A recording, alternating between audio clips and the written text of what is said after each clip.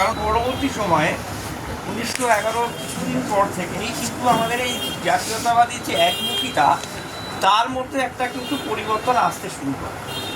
এবং এই পরিবর্তনটা কেন এলো, বা আইডেন্টিটির যে জায়গা, মানে একজন ব্যক্তি তার যে নিজস্ব যে আত্মপরিচয় বা আত্মমর্যাদা, এবং তার সঙ্গে সঙ্গে একটা কালেকটিভ আইডেন্টিটি, একটা সমষ্টি পরিচয়, এর যে দুই মেলবন্ধন, অর্থাৎ একজন ব্যক্তি তিনি কতটা তার কোনো ঘটনাকে নিজেকে তার সাথে যুক্ত করতে পারছেন, আবার তিনি যে পারিপার্শ্বিকের সঙ্গে মেশেন তার যে পরিসর, সেটার সঙ্গে একটা কালেকটিভ বা সমষ্টির একটা মেলবন্ধন কিভাবে তৈরি হচ্ছে, এটা কিন্তু ফুটবল মাঠে যে ঘটনাটা ঘটে সেটা কিন্তু সত্যি আমাদের এই জাতীয়তাবাদের ইতিহাসে কিন্তু ব্যতিক্রমী ঘটনা। এবং এই ঘটনার মানে আমার ধারণা যে আমরা সাধারণত খেলার ইতিহাস বা খেলার বিষয়ে যখন আলোচনা করি, সেই আলোচনাটা মূলত থাকে হচ্ছে খেলার পারফরমেন্সের ওপর। যারা পারফর্মার, ভেতরে যারা খেলার মাঠে খেলছেন তাদের নিয়ে ডেফিনেটলি সেটার একটা গুরুত্বপূর্ণ দিক তো থাকতেই হবে, কারণ খেলোয়াড় না থাকলে তো খেলাই হবে। কিন্তু খেলোয়াড়রাই কিন্তু একমাত্র খেলেন না, কিছু খেলোয়াড় যেমন মাঠের মধ্যে খেলেন। এর পরবর্তী সময়ে মতিনন্দীরা বিষয়টা সাহিত্যে, তারপরে আরও বিভিন্ন সাংবাদিকরা যে বিষয়টা এখন একটা প্রচলিত টার্ম হয়ে গেছে দ্বাদশ ব্যক্তি, এই দ্বাদশ ব্যক্তি বা 12th ম্যান, এখন অবশ্য ম্যান বলাটা বোধ হয় ঠিক হবে কি আমি জানি না, 12% বা প্লেয়ার বলা উচিত,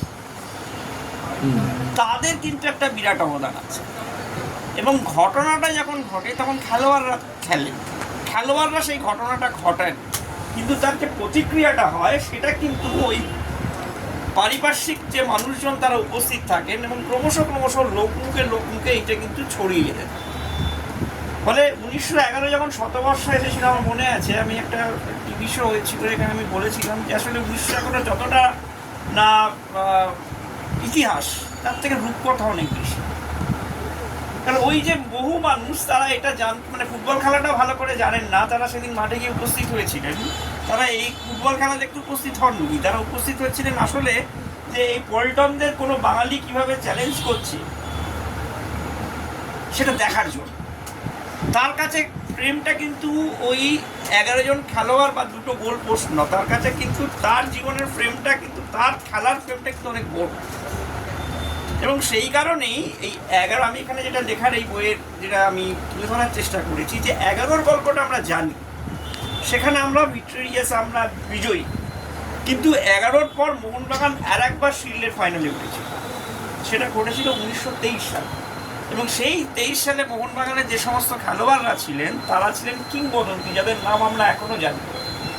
2-4 জনের নাম বললে আপনারা এক্ষুনি সবাই বলবেন আমরা চিনি, যিনি খেলার সঙ্গে খবর রাখেন তিনিও জানেন, যিনি সম্পূর্ণ খবর রাখেন না কিছু কিছু ভাষা জানেন তিনিও সেই নাম।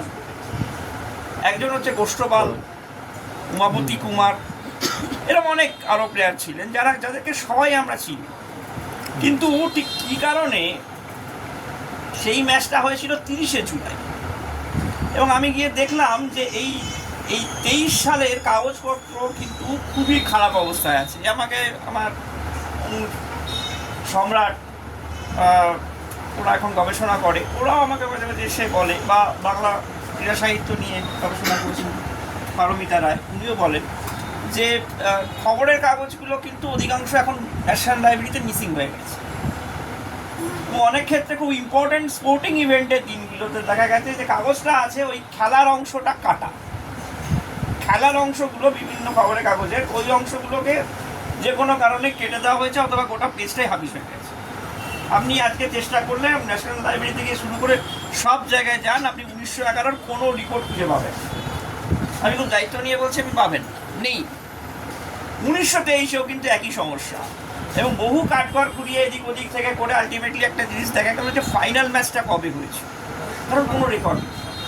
ফাইনাল ম্যাচটা হয়েছিল, এটা যেমন 29শে জুলাই হয়েছিল, ওখানে ফাইনালটা হয়েছিল 30শে জুলাই। কারণ মোটামুটিভাবে একটা বিষয় ছিল, সে আইএফএ শিল্ডটা কিন্তু ওই মোটামুটি সেই সময় জুলাই মাসে, সেবারে মোহনবাগান জিততে পারে। গোষ্ঠপাল তীব্র আপত্তি জানিয়েছিলেন, যে প্রচণ্ড বৃষ্টি ছিল, পুরো সারাদিন ধরে বৃষ্টি হয়েছিল, মাঠে বল রোল হচ্ছিল না যখনকার ভাষা, এখন নিয়ম হলে খেলা বাতিলই হয়ে যেত, কিন্তু শ্বেতাঙ্গ রেফারিটা সেটা কোনোভাবেই মানেননি এবং সেই দল তারা কিন্তু ক্যালকাটা ক্লাবের কাছে 3-0 করে হেরে যায়। এবং সেই ক্যালকাটা দলে বেশ কয়েকজন খেলোয়াড় পরবর্তীকালে তারা ইংল্যান্ডে গিয়েও খেলোয়াড় হিসেবে নাম করেছে। কিন্তু এই যে হেরে যাওয়াটা, এই যে 11 সাফল্য এবং 23 এই যে ব্যর্থতা, শেষ মুহূর্তে ব্যর্থতা, কারণ সেদিন বৃষ্টির মধ্যেও কিন্তু বহু মানুষ উপস্থিত হয়েছিলেন খেলা দেখার জন্য। একজনের স্মৃতিকথায় এটা খুব প্রমিনেন্ট আমরা পাই, যেমন 11 অনেক বিখ্যাত ব্যক্তি, নাট্য ব্যক্তিত্ব অহিন্দ্র চৌধুরী, তিনি যেমন উপস্থিত ছিলেন, আর একজন বিখ্যাত ব্যক্তি তিনি কিন্তু এই 23 ফাইনালে উপস্থিত ছিলেন, যার নাম হচ্ছে হীরেন মুখার্জি, একজন রিনাউন্ড একজন চিন্তক, আলোচক এবং পার্লামেন্টেরিয়ান, রাজনৈতিক তাত্ত্বিকও বটে। হীরেন মুখোপাধ্যায় তিনি কিন্তু এই বিষয়ে ওই খেলা নিয়ে তার কিন্তু বড় স্মৃতিচারণা তিনি লিখে গেছেন এবং তিনি বলেছেন যে মাঠে এমন অবস্থা হচ্ছিল যে প্রবল বৃষ্টিতে বল একদমই গড়াচ্ছিল না এবং গোটা খেলায় ওই ব্রিটিশ খেলোয়াড়রা তারা ফিজিক্যাল সুপিরিয়রিটি কাজে লাগিয়ে তারা সেই ম্যাচটি জিতে নেয়। তো এই 23 এই 11 যে ঘটনা, 11 একটা যে পর্যায়ে ছিল, যে পর্যায়ে বাঙালির মননে খালি পায়ে ফুটবল খেলাটা খুব গুরুত্বপূর্ণ হয়ে দাঁড়িয়েছিল, যে তোমরা তো বুট পরে আছো, দেখো আমরা তোমাদের খালি পায়ে হারিয়ে দিলাম।